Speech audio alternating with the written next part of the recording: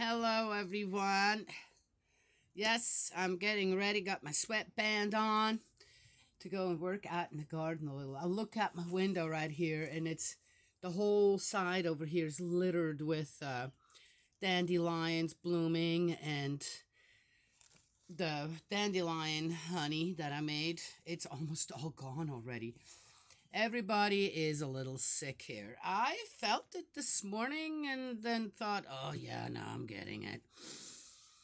My nose has cleared up. Otherwise I feel fine again. So I don't know. It's interesting on how I don't seem to on how a virus like that everybody has a cold over at the house. It doesn't seem to linger in my system, which is really nice. I like that. Let's hope it stays that way. It might have something to do with my tinctures that I have here. I take one for my kidneys and my liver, which is a mixture of the roots that I've collected and made a tincture out of gravel root and ironweed. And anyway, so been taking that. Then I have one that is made from perilla seeds, which is amazing for one's immune system. Then I still have some of the pokeberry syrup that I made. Yes. So all in all, right? So I take all this stuff. Then yesterday, or the last few days, I've been drinking more tea as well. Yes. So I eat and the dandelion honey, right? Yes, which is amazing. Dandelions, you go read up on them. It's an amazing, the leaves, the flowers, whatever. It's amazing for colds. Yes? Okay, just saying. Anywho, yeah. God's wonderful pharmacy out there for us, right? Which a lot of people are working with it and doing stuff, yet it seems as if the synthetic stuff and the on the way that things are processed into medicine and all that, right? Yes, all them chemicals. It seems to be so much more preferable to people. I don't get it. For example, for blood pressure, yes, basil. Basil is widely available, right? Yes, it's a common herb in the kitchen. One can get it dried. As far as I know, they even now have you can get it in a pill bottle, in capsules. They have basil. It's easy to grow. It's easy. It's You can buy it in any grocery store, just about, that has herbs. Uh, as a cut herb, and anyway, and it's great for blood pressure. It's every day you take and if you only can get it, say, as a culinary, in a uh, spice, on the spice rack, well, get that. Oh, well, then how to take? Well, if you like yogurt or applesauce, or anything that's kind of where you can mix that in, right? Yes, and just eat it like that. It's even just take a cracker and put on what you like, mayonnaise or cream cheese or sour cream, and take it like that and put a half a teaspoon to a teaspoon on there and eat it. And I'll help to keep your blood pressure regulated. Yes? Well, how would I know that? Because, yeah, I wish I had more people that I could come and say, hey, I'll try it out for you, or say, hey, I did what you told me to do. Yes, which some people do. And it's working. It actually works. Yes. Well, I know how things have worked for me. But I went to the bank one time, and there was this lady. I said, man, I said, you don't look so good. She said, yeah, I ran out of my blood pressure pills, and won't be able to get them for another so many days. And I said, well, how about you go and get some basil? Just try to capsules. Just saw them over there at Rite Aid. Just go, just saw them. I thought, oh, look, they come now like this. Go and try it, and then just take them every day. I don't think you can overdose on basil, right? And she did. Next time I saw her, I said, hey, how you doing? She says, oh my gosh, I tell you what, It really worked. I was feeling so much better. But did she stick with the basil? No, as soon as she could get her medicine again, she took her medicine again, right? Yes? Why? Why? Anyway, then there's another bitter melon, has natural insulin. Yes, it's an amazing uh, vegetable. And, have I been able to try it out on people? I've made tinctures, and I happen to have some seeds, so someone had given me. I grew them. They're easy to grow. They grow so easy, and they're so numerous on that. It's like a vine, like grows kind of like cucumbers does. So many of them. Now, are they good to eat? Yeah, I didn't like them really. Maybe I just didn't know how to cook them properly. But so I made tinctures. I froze them, because I had so many of them. Didn't know what to do with. And if I would have made tinctures out of all of it, that would have been really costly for something nobody wanted. Didn't even want to try out, right? Yes, I'm just saying.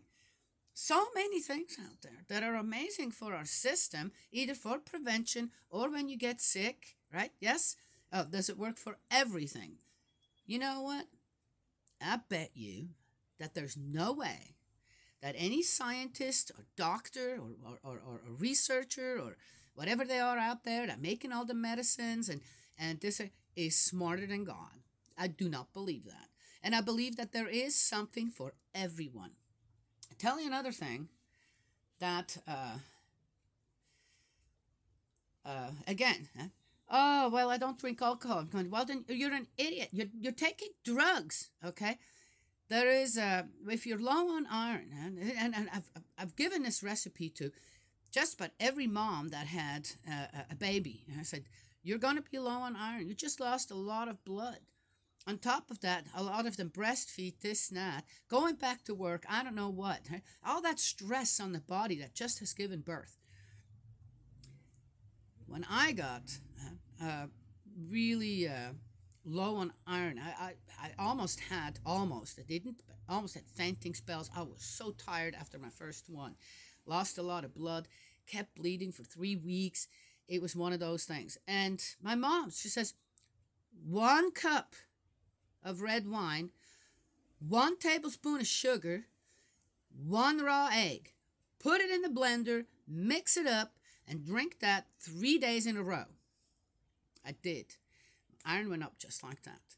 Went to give blood, and for some reason my iron was down again. That was, many years later, and they wouldn't take my to donate blood. And I went home. I said, I'll be back tomorrow or in a couple of days. Oh, no, this is not going to go that fast. And I said, yeah, you'll see. I went home, did that for 2 days, went back, and guess what? That little droplet of blood that they take and put in, it sank like a stone. And they couldn't. So what did you do? The thing is, you tell them, this is what I did. So if you have anemic people come in trying to give blood, tell them to do that, right? Yes? And it isn't just a momentary fix. It helps your body. So it's red wine, basically, a raw egg, and some sugar. Right? And the combination, lifts your iron to the point where then your body can produce it itself again. Work more faster with it because it's up to par, right? Yes? Okay, just saying. So many different things. Yes, there was another one. So I gave that recipe to someone that couldn't continue chemotherapy. And I said, well, try that because of the low iron count. I said, try that. Well, they couldn't believe on how she raised that iron so fast. She went back on the chemo. Okay, I'm just saying, there was another thing too. People think that all these healing waters and this and that, that's just humbug. Well, I have to tell you, I believe differently after I got a set from, was it my half-sister now? No, it was, as a friend of my brother's, I believe. Gave me this set with all these different waters and a book to study on how to use these waters and how with sunlight, this and that, and how you prep it to give the water this odd energy, this strength, right, for certain things. I gave this lady as well I said, start drinking that. And with your meals, this, that, da, da, da. And she started feeling, she had cancer. She started feeling so much better. Right? I said, well, then continue with that. And then with her iron count, that suddenly went up. So her liver was in a much better condition. Well, anyway, she went right back on the chemo. And I said, why don't you just continue with that? You've already been given up by the doctors, more or less. Continue with that. See if with your belief, with your faith, and it's not you can conquer this for longer than with just medicine and radiation and chemo and I don't know what. Now we're talking a little bit of an older person, not a young person that present well. They have such a great chance with all this radiation and chemo to overcome cancer, and their body can regenerate. Right? Yes, because they're a younger person. For an older person, that's much more difficult. No, she went back on the chemo. And guess what? 6 months later, she passed away. That's very sad. I stopped doing that after that. I never gave anybody. I didn't want to do that anymore. I said, well, I'm going to leave it in God's hand. Unless somebody really commits and says, yeah, I'm going to start doing that. This is, right? So here, there's this. And one will consider, well, that's a miracle. No, it's not. It's God's pharmacy out there. There are all these amazing things. Crystals as well. They have amazing healing powers. Okay, healing powers, crystal. If they're prepared in the right way. I'm just saying, right? Yes? Okay. So many things out there that, after all these thousands of years, people thinking they're so smart, we've gone which route when it comes to all that? Instead of, gosh, we've been given so much wonderful, amazing stuff out there. Now I made some tea with the purple dead nettle. Ugh, I think there's a reason why it's called dead nettle, because the tea is not good at all. It's not good to drink, but I had what 1-2 cups, and I feel like it's really keeping me from getting whatever everybody else has out there too, with the dandelion honey. Well, anyway, so there it is. All I always think is, give God a chance. Yes. The other thing too, it's for someone like me who doesn't have a degree in all this alternative medicine or this or that, right? I learned everything myself because I realized that I couldn't take any of that over-the-counter stuff or any or other stuff. And so I found my own, right? Yeah, antibiotics. As I said, the avocado seeds, the best thing I've ever found as an antibiotic. And it works every time. And not just in people, in animals as well. Just saying. I mean, why would I go and get that generic stuff? That makes me sick. And loopy. Antibiotics make me loopy. Yeah, who've heard of that? Well, my body just doesn't accept that kind of stuff. Doesn't want to. Is it my body or is it my spirit body who says, no, you don't need that? Which also tells me how merged my spirit body and my physical body is, which is a good thing. That's a wonderful thing. Yes. Okay. All right. Let's get going here. I could talk about herbs and God's pharmacy out there and this and that and how we have not figured out anything hardly about that, right? Or how it's being abused, over-harvested, this and that. People are not being taught. This is something people can teach themselves. And every parent that has children should know some of that, so that you don't have to go to the doctor every time something goes wrong and get some medicine prescribed that most likely your child doesn't need. I'm not saying, okay, now be smart and sensible about these things.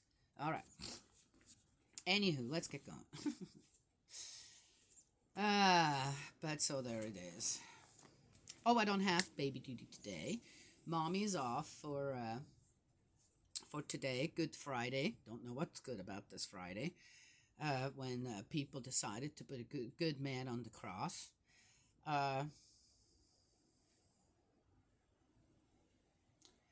And I don't see why.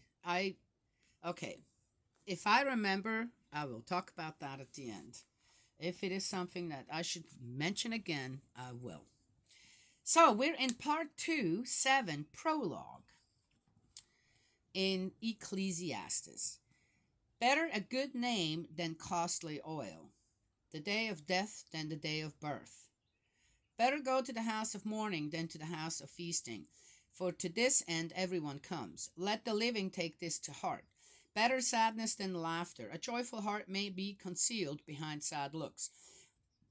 The heart of the wise is in the house of mourning, the heart of fools in the house of gaiety. Better attend to the reprimand of the wise than listen to a song sung by a fool. For like the crackling of thorns under the cauldron is the laughter of fools, and that too is futile. But being oppressed drives a sage mad, and a present corrupts the heart.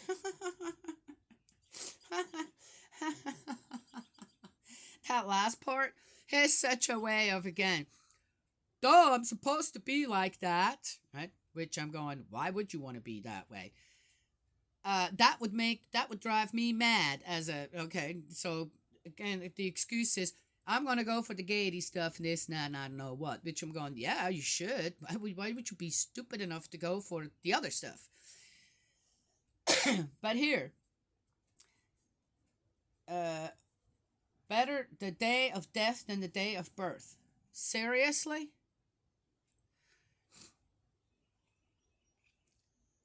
From what I've gleaned, again, with what we've read before, this guy also has a desire, or not a desire, but it's like the end of the road is what, the end of the road of life is what this guy sees, which is death, and misses everything in between. Yes? I can't. And then here too, better sadness than laughter. Why? Really? I'm going to live one time on this earth, and I'm going to make it all about just misery? Why would I do that? Who does that help? Anyone? A joyful heart may be concealed behind sad looks. Okay, so then you're a deceiver. I can be sad and show it, and I'm going to be, when I'm happy, I show it. So do every emotion that I have, does every emotion have to be on my sleeve somewhere? Oh, how you feeling today? Well, let me tell you. Well, how you feeling today? Oh, well, let me tell you. Yes? Oh, with some people that I know, I don't even ask anymore because I already know that there's nothing good going to come. Their life's just all misery. Oh, it's this and oh, it's that. Right? Some people ask me, I say, everything's great. Couldn't go any better. And it's true. Even if there are sad moments or things, my mom's passing. Can I stop that? Couldn't stop that. Nor do I want to. My mom's time had come. Done. And I'm happy for her. Happy where she is. Happy she's now where she longed to be. Right? Most of her life. Kind of like the sky. No, wait a minute. He fears it. Really. That's it. All he sees is the end of the tunnel. Oh, there's the light. But that's the end of the tunnel. And he doesn't see anything left or right, above or down, around him. It's all just bad. Because that's the end. Right? Yes? That's really sad. Well, anyway. So, even with things that don't always go my way, the way I want it, or the way I see it, or whatever, doesn't mean now I'm going to make the rest of my life just a lamenting thing. But this is kind of what this sounds like. What this is doing in the Bible. I don't know. All right. So, next, let's just go on. But then at the end, what does he say? But being oppressed drives the sage mad, and the present corrupts the heart.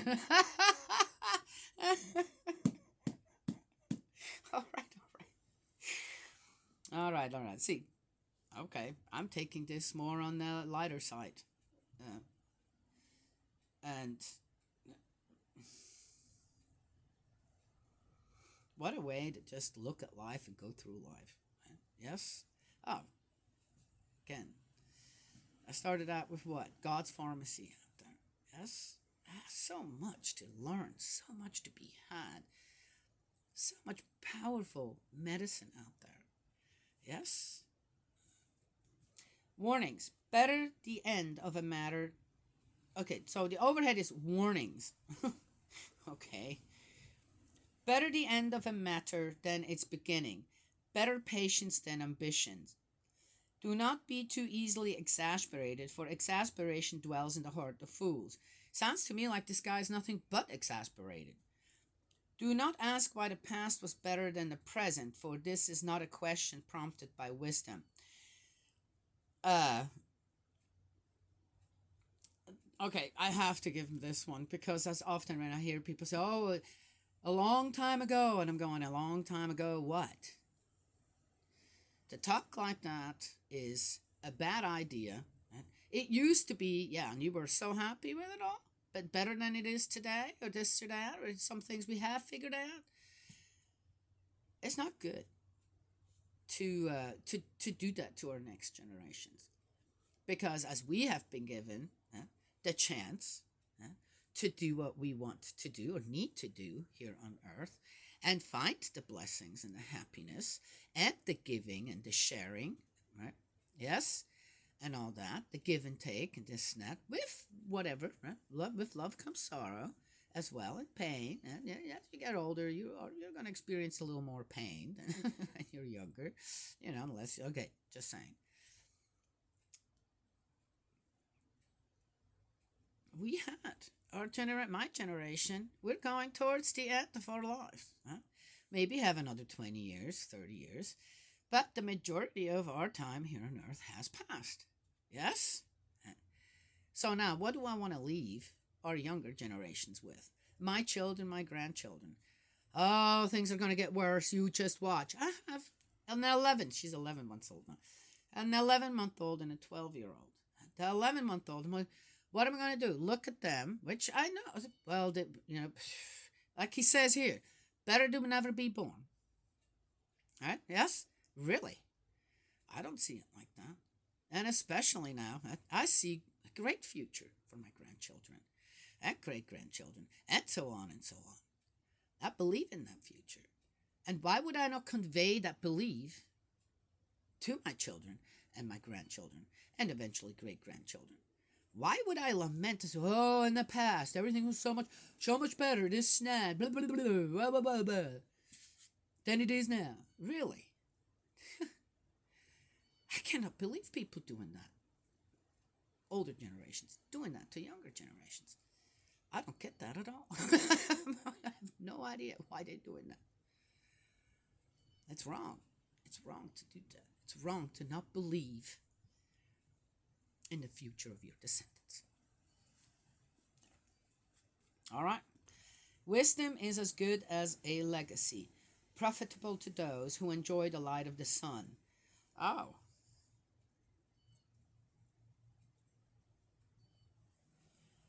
I would say understand the light of the sun. But okay. Now he's changing his tune again. This guy's so weird. For as money protects, so does wisdom. And the advantage of knowledge is this: that wisdom bestows life on those who possess her. The wording here is just not, and I wonder if this is properly translated. Again, wisdom, to describe it as her doesn't sound right. Possess wisdom, you don't possess wisdom, you gain it. You gain it. You understand wisdom. You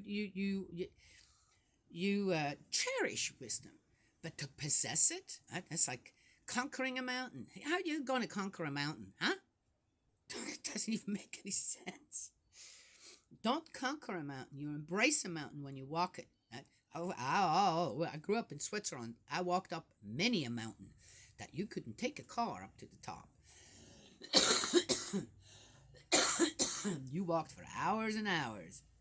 Steep hill, steep up, right? On the side of a mountain. Some of it you had to climb too. Yeah, not much. I didn't do a whole lot of climbing. Didn't like that too much. But anyway,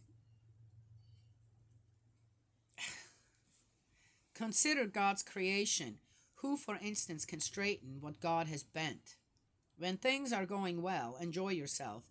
And when they are going badly, consider this: God has designed the one no less than the other, so that we should take nothing for granted. God has designed things when they go well, and He has designed things when they go bad. And therefore, what exactly?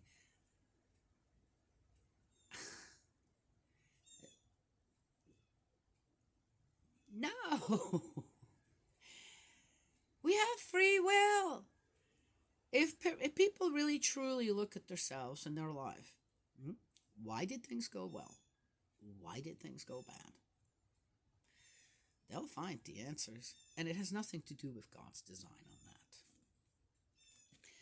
In my feudal life, I have seen everything. You have, obviously.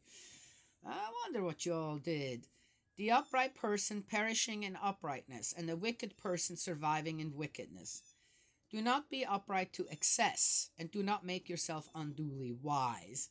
Why should you destroy yourself? Do not be wicked to excess, and do not be a fool. Why before your time? Why die before your time?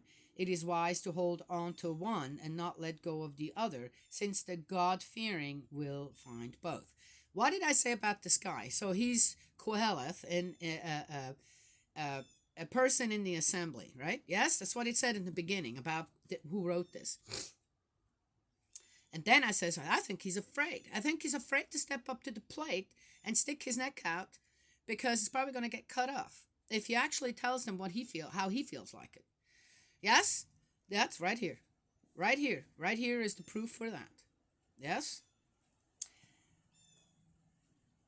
When, before we came to Kentucky to build our homestead, I suffered from migraines and headaches.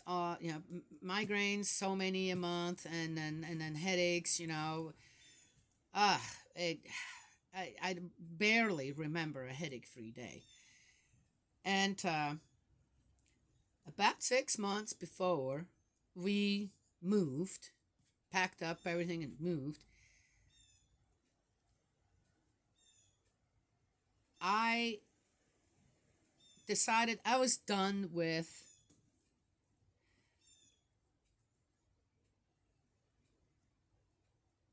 masking or holding back on my spirit nature, my give and take with spirit world and all this. And I said, I'm done with it. Let me know what I need to do, and I'm just going to do it. And I don't care what anyone says out there. If the time is right to tell someone something, I'm going to do it. That is that. Yes? And no matter what the consequences. No matter what I fear, might happen. Oh, people are going to look at me weird. What is she talking about? Who's she talking about? Right? Yes? And rather than just working in the physical field, to teach people the unification of physical and spiritual, I didn't get it. And I committed. I said, I'm done. I'm just going to commit myself. I don't care if I'm going to be looked at as a weirdo or this or that. And I said, some people have called me a witch. I'm like, not a witch. You people are just nuts. And when I get it, they did it out of spite in a way, just trying to get to me. And witch. And I did let the person. I said, "You are very offensive. If you know me well enough, you know that was very offensive to tell me that." And well, anyway, so I committed. I said, "Okay, done worrying about other people. I'm done worrying about conventions. I'm done worrying about. I'm just gonna do it."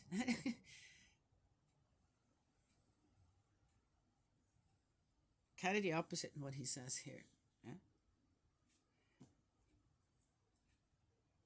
And we moved, and a few weeks or a few months into being in the mountains, and there was so much going on. There was so much building and this and that, and oh my gosh, and the kids in school. There's so much I didn't notice. My migraines had completely gone away, and my headaches as well. And to this day, that's over 20 years, 22, 21 years now. 21 years. And I think I could tell you on one hand in those 21 years that I had the beginning of a migraine, maybe, and a few headaches. When I realized that, it was like, oh my gosh, no way. What did I do? Because I wanted to help everyone else that suffers from that. And yeah, I tried. Yeah, I tried to find the physical aspect of it. Ate a lot of ginger. I did. I might have just had, right at that time, eaten enough ginger.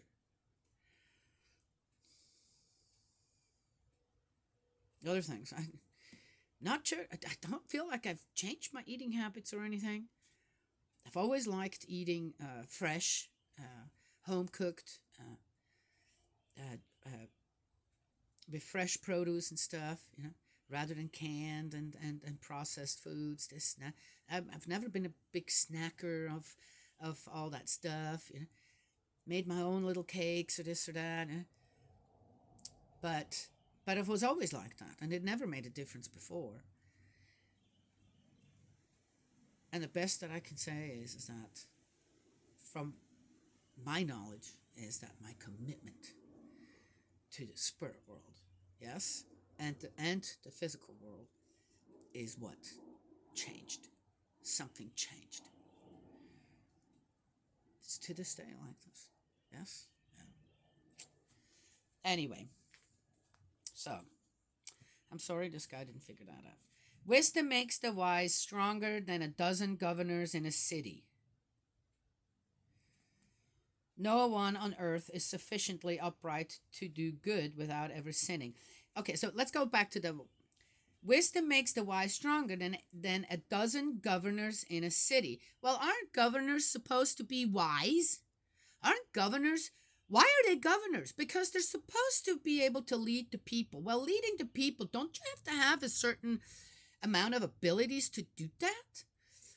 To discern things? To know right from wrong?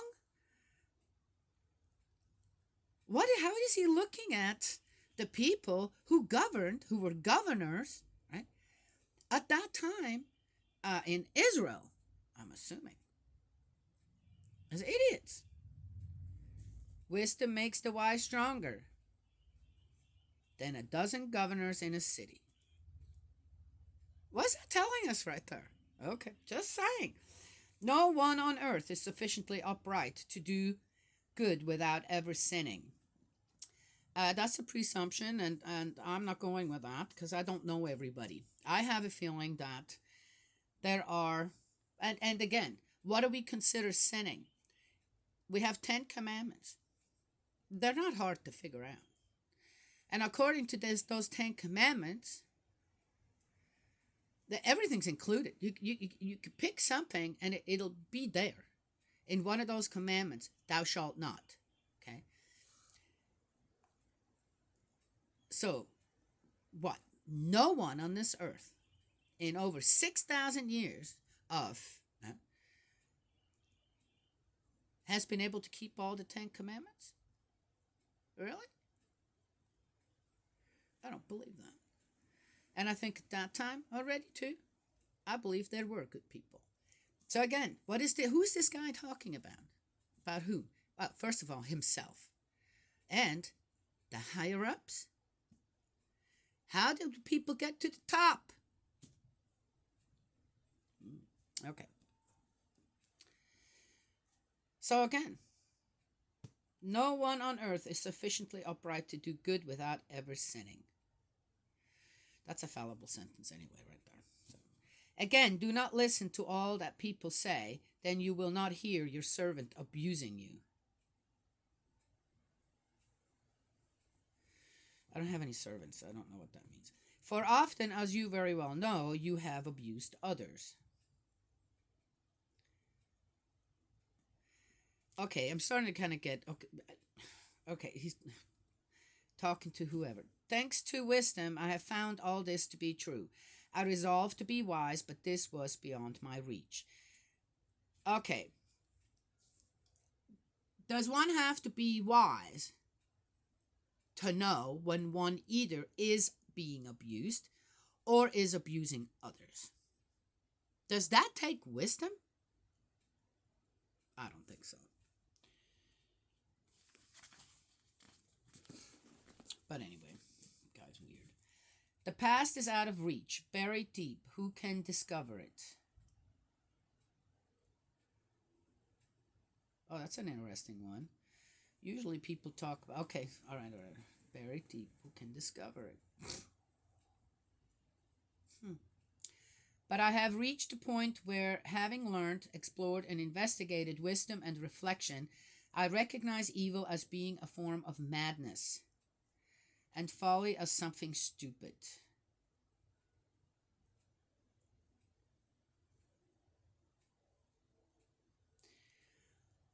Hmm.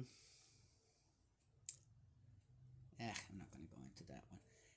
Especially since this was written such a long time ago, supposedly. And I find woman more bitter than death. She is a snare. Her heart is a net, and her arms are chains. Only I've okay. So here I'm saying this is what this guy says about women. This is a man. Now this is what as a woman I'm going to say about this guy. He wants more than one. He wants to be out there and do, and I think we have gleaned that already through the other little chapters here. He wants to do what he wants to do in life.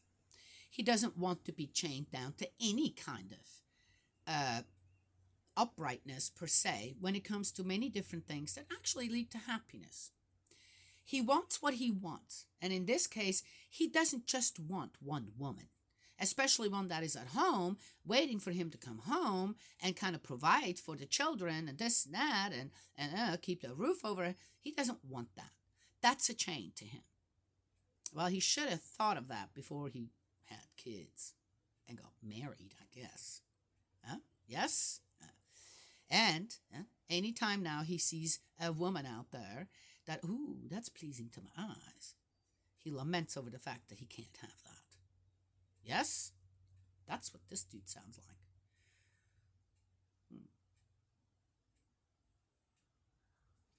To me. The man who is pleasing to God eludes her, but the sinner is captured by her.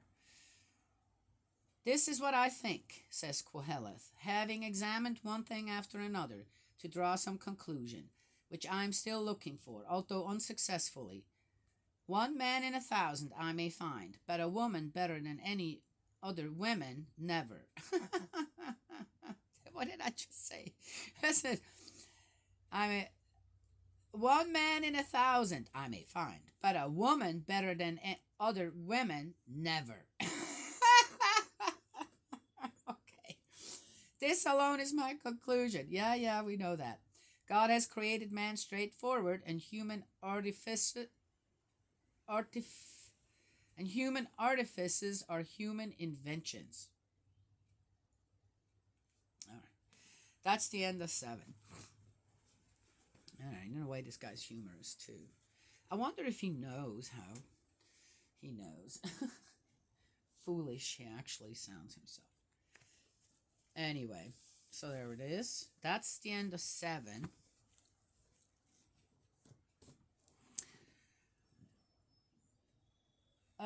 The day of the cross. Today is the day of the cross.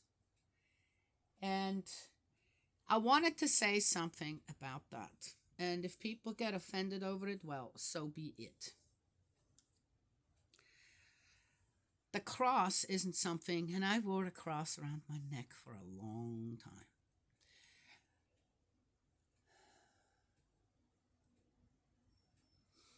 I have a cross over the door over there because my oldest granddaughter made it in Sunday school. It's not hanging there because it's a cross. It's because she made it. And that's why it is hanging there. But otherwise, I don't have anything with a cross anywhere. And the reason is because the cross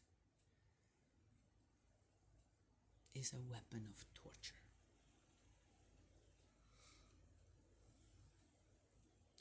I know how we as Christians, Catholics, all are supposed to view the death of Jesus.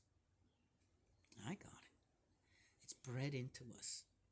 And it's, to me, it's always been, as I said, since a child. Since I've been a child. This Friday has been torture to me.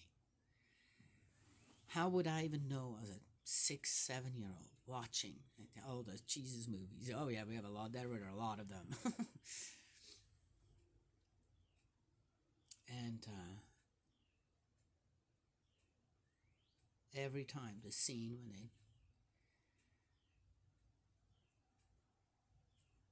put Jesus on the cross just broke my heart. Even as a child, couldn't keep from crying, sobbing uncontrollably.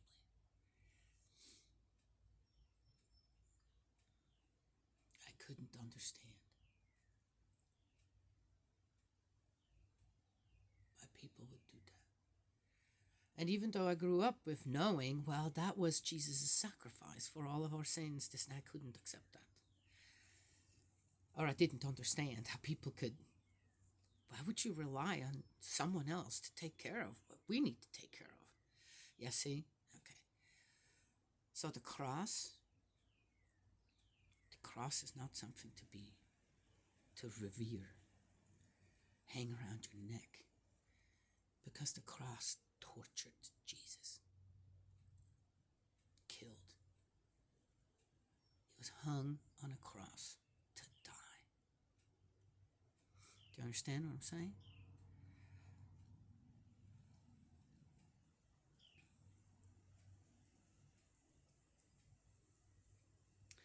It's probably a little too hard for people to understand what I'm trying to say. Not taking the cross away from you if that's what you need.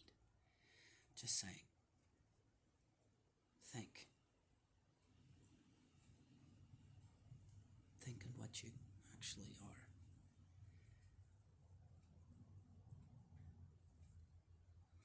Exalting. It's a weapon of torture. And that should not be something that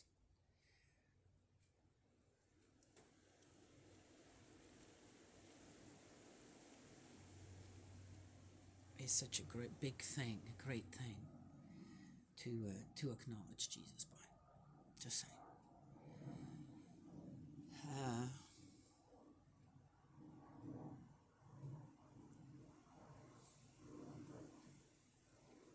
So, yes.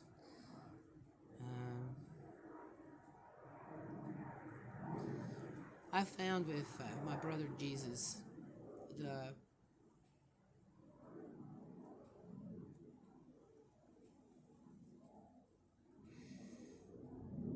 what he appreciates the most, yes, relates to the most, and we relate to him, is when our heart responds to the teachings. Yes, we'll come to that in the New Testament. Yes, I can't wait. I mean, I got to go through the whole Bible. It's just that's the condition that I made, or I'm making. But that's always when I find when I find understanding, my heart, not just understanding, but where my heart responds to his teachings, and what he was trying to give, right, about our heavenly parent to the people, and a new way of living, a new way of life, right, a new truth. It's the oldest truth available. It just hadn't been heard. So it's not new. It just hadn't been heard, hadn't been given in the proper way. When it comes to God's way, God's will, God's ideal for mankind. And that's what excites Jesus. That's when he feels closest to us, and we are closest to him. So, instead of wearing the cross around your neck or anywhere, right? My granddaughter has some crosses in her ears. I'm not going to.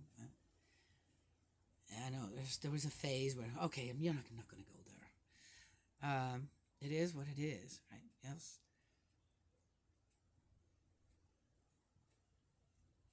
Yeah. Then when a cross kind of becomes a trend as well, that's okay. Why? I don't get that either. Mm. Carry one of Jesus's stories with you. Yes, to give to people. Just one. Have one story that you really enjoy, really, where your heart really responds to his teachings. And carry that story with you. Know the story really well. And you will have a chance to tell that story again and again and again. Yes? And then, when you have told the story enough time, then go